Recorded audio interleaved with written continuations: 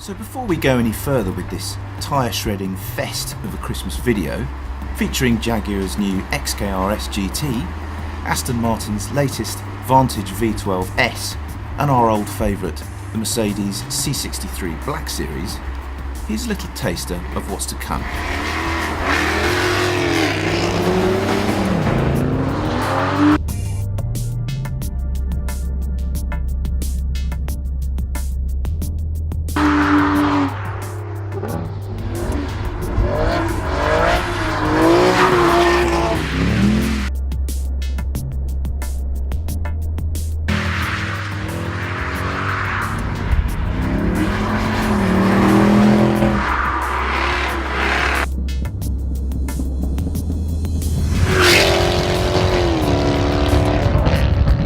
The XKR S GT is probably the most focused car that Jaguar has yet produced, but in a way it's a statement of intent, an indication of what's to come from Jaguar. Its suspension has been comprehensively reworked and is almost 70% stiffer at the front. The rear seats have been replaced by a roll cage, the brakes are carbon ceramics, even the tyres are P0 Corsas. All of which goes a long way towards justifying the £135,000 price tag. And it's a rare beast too. Jaguar are intending to produce just 50 cars in both right and left-hand drive. What's it like? Well, what do you think? With 542 bhp from its unaltered supercharged V8, it goes like stink, yes. But it's the extra handling sharpness and the increased stopping power that you noticed most on a track like this. Oh yes, and the extra exhaust noise.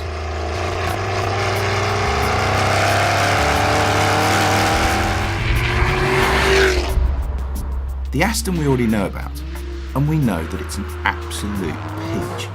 Same goes for the monster of a car that is the C63 Black Series. For the record though, the Aston is the most powerful with 565 bhp. It's also the lightest and the most expensive, just at £138,000. Before we got the stopwatches out, we did a bit of hoonery with the traction control systems off, as you can see. And all three of them demonstrated the joy of what happens when you have a lot more power than grip. The best at going sideways model going jointly to the Aston and Mercedes. The Jaguar, to be honest, felt more than a little bit edgy with all its systems switched off. But then we got the stopwatches out and put them all in track mode.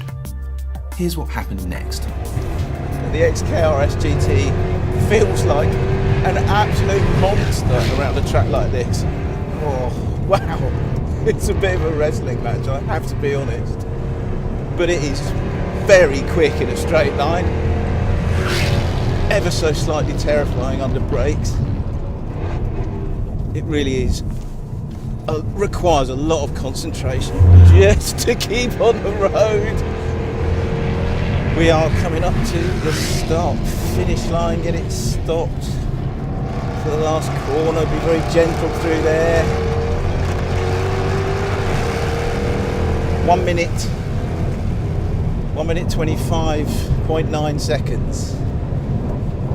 That's really not very quick around here, but it is so slippery today. Let's try the Aston next.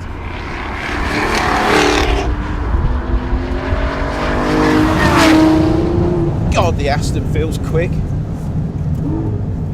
But I tell you what though, it just does not feel anywhere near as heavy as the Jag. It just feels nimble and fast and not a handful like the Jag. I mean, you still need to be pretty careful with the throttle. The gearbox works well. Oh, so do the brakes. It's just got traction and composure where the Jag is just all over the place. It's just gone round here. Wow, 3.5 seconds quicker than the Jaguar. I'll tell you what, it feels it though. It really does. Sorry, Jaguar, but this is in a different league from the XKR S GT. A different league.